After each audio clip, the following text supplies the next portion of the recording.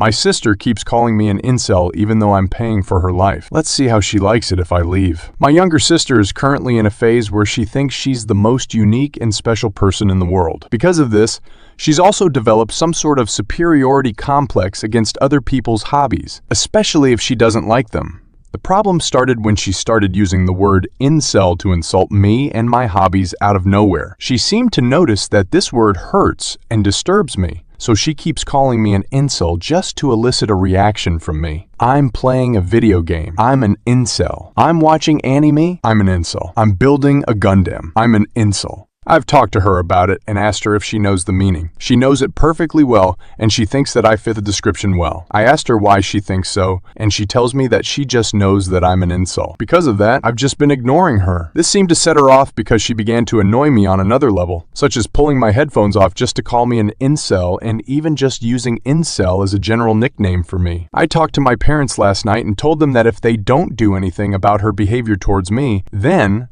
I will move out of the house. I'm a teacher, so teenagers being pieces of crap every day are normal to me. However, I don't want the same behavior in my own home. I don't want to deal with the same teenage tantrums that I've been dealing with at work, especially when I'm trying to rest or just minding my own business. At school, I have some sort of authority over the teens that I'm handling. I can call their parents the guidance counselor or anyone who could correct their behavior. But at home, I don't have that same authority. I'm just her brother. I can't force her to behave, and my mom doesn't do anything to correct her behavior either. I've had a heart-to-heart talk with my mom, and she thinks that my sister is innocent. She thinks that my sister is just joking. She genuinely doesn't think she needs to discipline my sister. I get that siblings being annoying are normal. However, my sister is old enough to know that her actions have consequences. Not only that, but her words can ruin me and my career. I work at the same school my sister is enrolled in. What if she calls me an incel in front of my students? What if she spreads false rumors about me abusing her if I ever discipline her? What if she tells people that I force her to do things against her will? My dad and I pay 50-50 for everything because his salary alone can't sustain all of the bills. I live in the Philippines where even up to 5 generations of families live under one roof. In fact, it's expected for children to take care of and financially support their parents and their grandparents as soon as they have their own jobs. My mom is a volunteer worker in an animal shelter and refuses to seek a paying job because men are expected to be the sole providers. She still justifies my sister's behavior